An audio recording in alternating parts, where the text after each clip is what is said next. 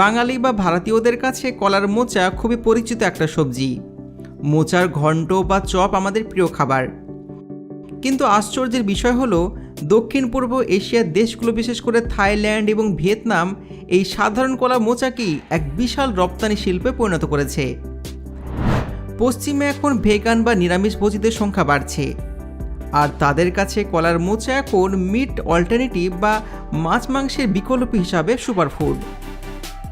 এই দেশগুলোতে এমন সব প্রসেসিং ফ্যাক্টরি রয়েছে যেখানে প্রতিদিন ভোরে টন টন কলার মোচা ঢোকে, আর দিন শেষে সেখান থেকে বেরিয়ে আসে ক্যানজাত বা প্যাকেটজাত মোচা, যা ইউরোপ আমেরিকার সুপারমার্কেটে চড়া দামে বিক্রি হয়।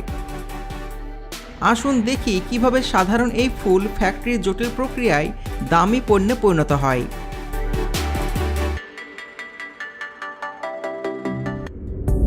প্রক্রিয়া শুরু হয় বিশাল কলা বাগান থেকে।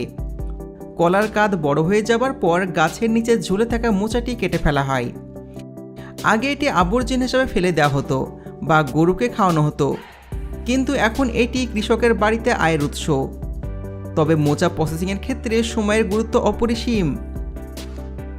গাছ থেকে কাটার পর বেশিক্ষণ ফেলে রাখলে মোচা কালো হয়ে যায় এবং এর স্বাদ তেতো হয়ে যায়। তাই স্থানীয় এজেন্ট বা ফ্যাক্টরির নিজস্ব টিম ভোরবেলায় বাগান থেকে মোচা সংগ্রহ করেন। এরপর প্লাস্টিকের ক্যারেটে সাজিয়ে দ্রুত সময়ে, অনেক ক্ষেত্রে শীততাপ নিয়ন্ত্রিত ট্রাকে করে ফ্যাক্টরিতে পাঠানো হয়।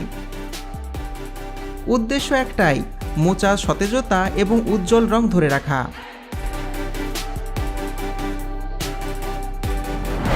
ফ্যাক্টরিতে ট্রাক ঢোকার পর সবপ্রথমে মোচাগুলোকে কনভেয়ার বেল্টে ঢেলে দেওয়া হয়। এখানে উচ্চ জলের চাপ দিয়ে বাইরের ধুলোবালি ধুয়ে ফেলা হয়। এরপর শুরু হয় সবচেয়ে কঠিনতম কাজ, খোসা ছাড়ানো।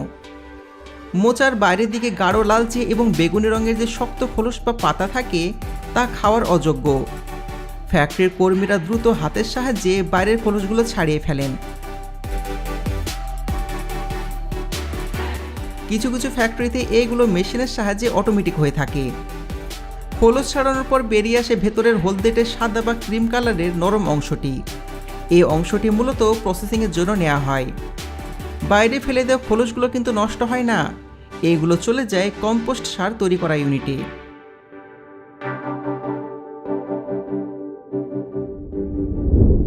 সবচাইতে বড় সমস্যা হলো, বাতাসের সংস্পর্শে এলে এটি দ্রুত কালো হয়ে যায়। একে বলা হয় অক্সিডেশন। ফ্যাক্টরিতে এই সমস্যা ঠেকানোর জন্য বিশেষ ব্যবস্থা থাকে। খোসা ছাড়ানো সাদা মোচাগুলোকে তাৎক্ষণিকভাবে লেবু জল বা ভিনেগার মিশ্রিত জলে ডুবিয়ে রাখা হয়। এরপর এগুলোকে পাঠানো হয় অটোমেটিক স্লাইসিং মেশিনে। মেশিনের ধারালো ব্লেড মোচাগুলোকে নির্দিষ্ট মাপে, কখনো মেহি কুচিয়ে আবার কখনো চাকা চাকা করে কেটে ফেলে। কাটার সাথে সাথে টুকরোগুলোকে আবার বিশেষ সলিউশনে ধোয়া হয়, যাতে এর কষ ভাব পুরোপুরি চলে যায় এবং রং একদম ধবধবে সাদা থাকে।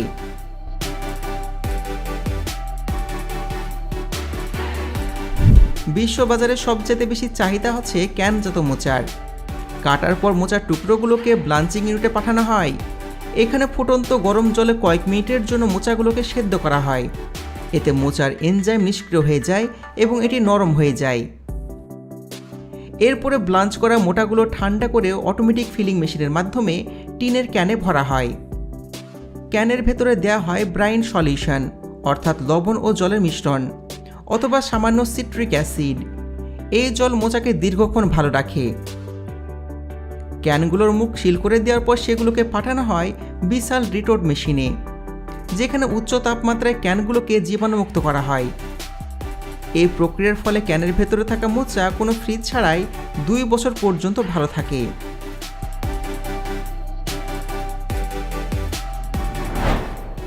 আধুনিক ফুড সায়েন্সের কল্যাণে কলার মোচা এখন শুধুমাত্র সবজি নয়, ফ্যাক্টরির একটা বিশেষ উইংয়ে তৈরি হয় এই ভেজিটেরিয়ান ফিশ।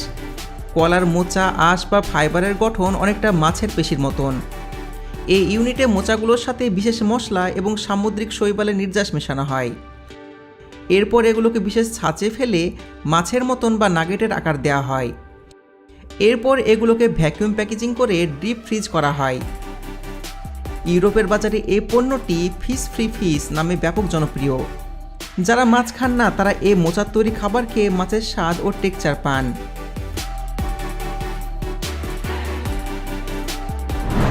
কিছু ফ্যাক্টরিতে মোচাগুলোকে শুকিয়ে চিপস বা পাউডার তৈরি করা হয়। স্লাইস করা মোচাগুলোকে বিশাল ড্রায়ার মেশিনে নির্দিষ্ট তাপমাত্রায় শুকানো হয়।